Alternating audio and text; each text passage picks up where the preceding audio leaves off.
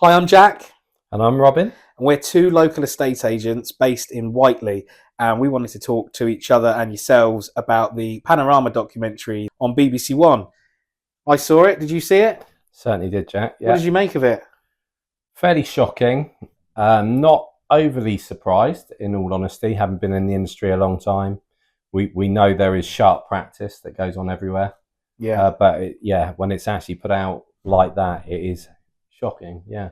I think for me, what was most shocking is that it's taken this long for it to be exposed. Mm, I think mm, we've kind of known that these practices have happened in certain areas of estate agency for a long time and tried to warn people about it. I don't know about you, I've been on valuations many times and people have wanted to instruct a certain company. mm. I wouldn't normally mention them, but as it's out there, Connells or Sequence Homes or any of the large groups, The big corporates, yeah. yeah, and you kind of know what they're going to be doing and And how they're going to go about how it. they're going to go Mm, about it. And mm. so in some ways, it's good that it's had that massive exposure, Mm. but in other ways, I feel it's quite disappointing because certainly wouldn't want to be tarnished with that brush. Absolutely. I think that's why we're having this chat today, isn't it? We just want Yeah, to be able to say our bit, make sure that people are reassured that these practices do go on, don't they? We know they go on every yeah, day, and that not every agent, certainly us, small, bespoke, want to look after our clients, having any intention of taking those sort of actions with our clients. We've always got best interests at heart, haven't we? I completely agree. I think the problem is that when you first talk to an estate agent in your living Mm, room, they all say, and the girl on the documentary, the lady on the documentary, she sat down in that other lady's living room and she said, "I'm working for you." mm, So everyone says that they're working for the of client. course. Clearly, they're not, and Yeah. we get so frustrated, don't we? Because we see it when we go out and see somebody, and we know we're going to do a good job for them and be truthful and honest, and all the things that we've worked so hard to change the perception of estate agents. Mm. And then they might go with another agent, a corporate agent, a large agent, because I don't know, there's a belief that the size of an agency and the fleet of offices somehow underpins a Give service, some strength. gives them Yeah. strength. Well, Mm. we know that that's not the case, Absolutely. Yeah, we do. evidently, Mm. in the documentary. Mm. So, conditional selling, then, let's just go over what that means again. So conditional selling is when they have, whether it's on the mortgage front, it's on the conveyancing front, it's a bolt-on service that they have above and beyond the selling of the property. So conditional selling could be when you've made an offer. Great. If you speak to our mortgage advisor, it will put you in the best possible light with regards to how we present the offer and how the owner's going to feel about it, because they're going to want it kept under one roof, etc., etc. Now, and I know that they're just trying to earn the commission, trying to obviously keep it under one roof, which actually there's nothing wrong with that if it's done in the right way. However, it's got to be done in a fair and transparent way Mm. where the client is at the forefront of what they're doing and why they're doing it. So there's actually a big difference, isn't there, between trying to keep everything under one roof because it's better for a buyer or a seller, and then putting the estate agency's needs ahead of the buyer and the seller because it's better for the estate agent. It's better for the bottom line and better for the company, opposed to Absolutely. being customer centric Yeah. and being best for that client, which we sell ourselves as. Yes. We will do everything with our clients' best interests at heart, Mm-hmm. both morally and and we're very credible in the way we go about business. Mm-hmm. And not everybody works to those standards. We know that, but I think this has highlighted it, and it's only a good thing because it can help us improve our industry. That's how I feel. I think so too. I think a lot of people that saw that probably didn't believe that practice still went on. Um, we've obviously known that it has been going on for a long time, and I suppose that's why we've been trying to educate people since we opened, really, and before then, about the key differences between a large corporate entity and the small niche bespoke estate agent that we are. And just coming back to conditional selling, then, so let's say I want to buy a house through you. You work for one of the big corporates. I say, here's my offer, Robin, and I've got an agreement in principle from my financial advisor who I've worked with for a few years. I've got a solicitor that, you know, I've used previously or one of my family members has used. And you say to me, Jack, if you don't use our financial advisor and you don't use our solicitor, then it's going to negatively affect the outcome of you securing this property. That really, then, in a nutshell, is conditional selling. Absolutely. Because you've implied or outright told me that I'm not going to get the house, or I'm going to be least favoured unless, basically, you grease my palm and walk to my tune. And that's the issue. Whereas I suppose, you know, because let's be honest, you know, when we sell a property, first thing our vendor says is, can you recommend a solicitor? They often ask us. You know, and full disclosure, we work with some great local conveyancers. I've spoken about it before on previous videos, and I've explained the benefit of using a tried and tested conveyancer. I think what's important to express is when we recommend the conveyancers to our clients, we give them the choice whether they want us to obtain them quotes from our recommended panel. It's up to them. And it's up to them. On our quotations, it states that we're paid a referral fee.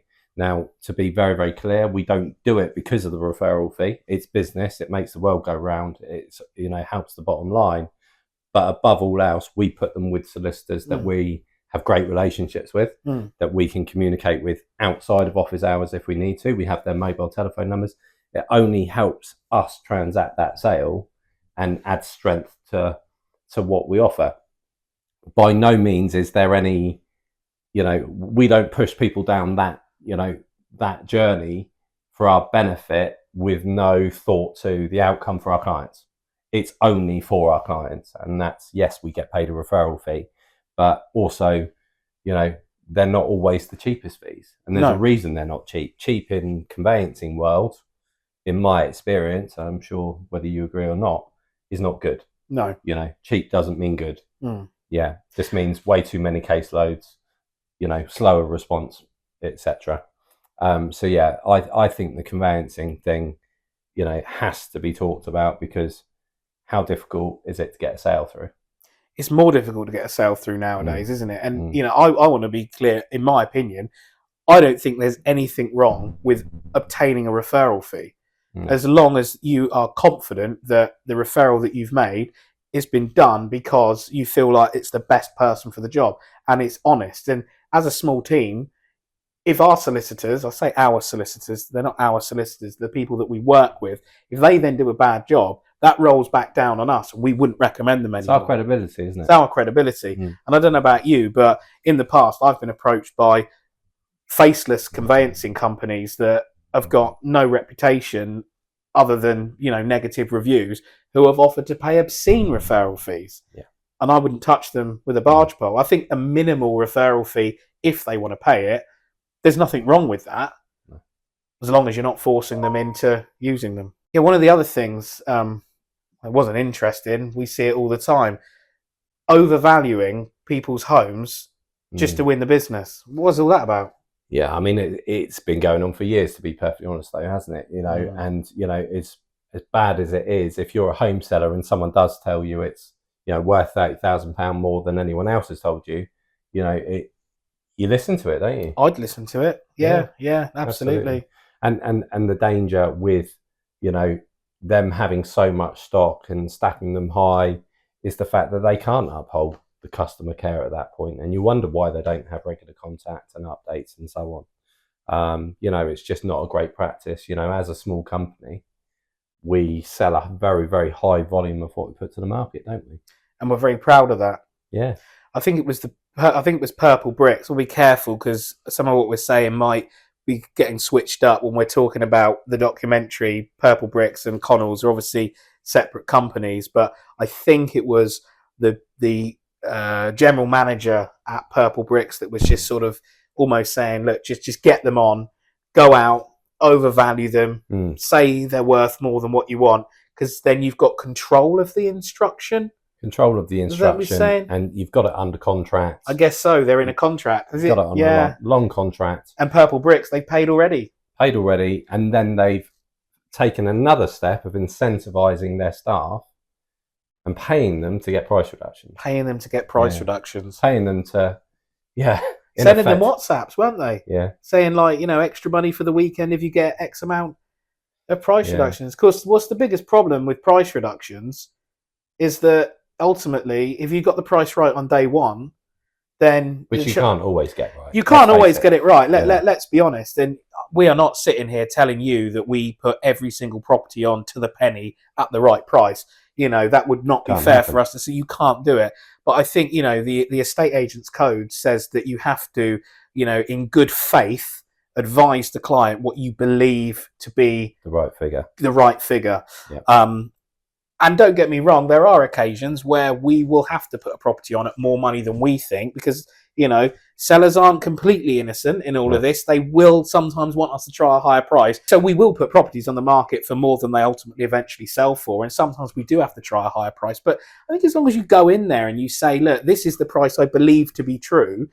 But if you want to try a higher price, but Purple Bricks were doing something differently. They were going in there and confidently overvaluing. Knowing they'd overvalued. And it's not just Purple Bricks that do that. No, we see it all the time. In big companies, dare I say the bigger corporate companies work on a more of a numbers game.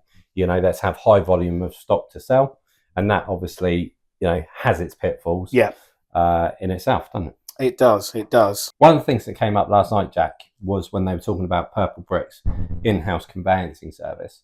And they compared it to like the cheapest quote they could find. What do you think about that? Well, for a start, they didn't say who the cheapest quote was that they could find. But let's be honest, do you want the cheapest of anything? Again, something we've spoken about before. I mean, what are you getting for the cheapest available quote on the day?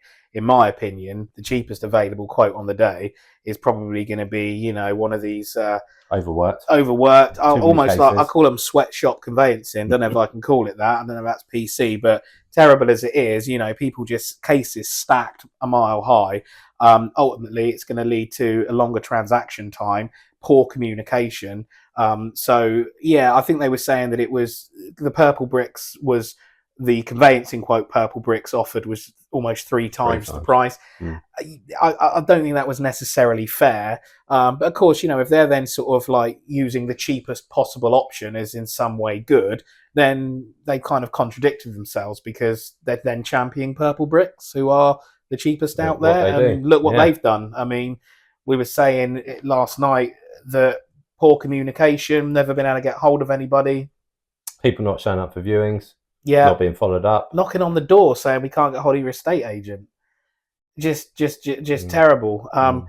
Sell for free. I don't think they should be allowed to use that strap line because it's like, we'll sell your house for free, but if you want it on Rightmove, you have to pay. Or you want us to attend the viewing. Or you want us to attend the viewing, basic level of service. Basic level of service. So, I thought that in some ways, highlight the expensive conveyancing versus the cheapest, but cheapest is not always best. But you can understand from a consumer perspective, if someone's not done it before, not done it for a long time, why you'd be drawn in by that. Absolutely. And we spend so much of our time sat with people in their lounges trying to explain to them why cheap is not good, why why we charge what we charge, and why we're worth, almost justifying why we are worth what we charge. There's nothing wrong with paying for a good service. People don't want cheap, they want value for money. And this is the biggest asset the majority of people ever sell. And do you want the cheapest person taking care of your biggest asset? Exactly. Same with Purple Bricks. Why do I want to pay someone £1,700 up front to sell my biggest, most valuable asset? And then negotiate on it. And negotiate. I mean, no wonder they don't answer the phone. You've literally paid them up front. There's no incentive. It's crazy, isn't it? Madness, really. Absolute madness. What did you think about when they were talking about their hot buyers? Hot buyer list. I didn't like the fact that they'd written down people's names on a list who were going to take a mortgage out through Connells, because those people are in no better position. They've just got an agreement in principle. There could be tens of others of buyers that have got an agreement in principle independently. They're not hot buyers. They're not hot buyers for the seller. they're hot buyers for Connells. And that's more the point. That's the problem. What's your understanding of a hot buyer? What's a hot buyer to you? Someone that's proceedable, sold, nothing to sell, mortgage in place, ready to go. Exactly. That's a hot buyer. You know, if someone phones up and's got a property that they need to sell that's not on the market, my sellers might need to move quickly. That's not a hot buyer. No. Certainly not going to discriminate against that person. We're going to book them in and show them round. But yeah, a hot buyer should not be somebody who is more beneficial to the estate agency business rather than the owner. I think that my take home from all this is that they were not putting the clients, i.e. the seller, our clients, their clients, at the forefront of everything that they did. It wasn't what's best for the seller, it's what was best for the estate agent. And that is why this industry gets a bad name. And that is what we have spent a long time trying to prove that we are not. But I think it's down to us to take responsibility as an industry. Absolutely. To prove to people that we're not all like those depicted last night. Yes, we will recommend conveyancers. We might put you in touch with a financial advisor if you need one. It will certainly never be a conditional part of you buying a property through us. No. And it will certainly not put you in any better position over somebody that doesn't want to do that. But what it does do is prove that the vast majority of our income comes from the sale of a property. Houses. So we want you to get the best buyer with the best possible price, using the best possible conveyancer that's going to help transact as quickly as possible and help you move.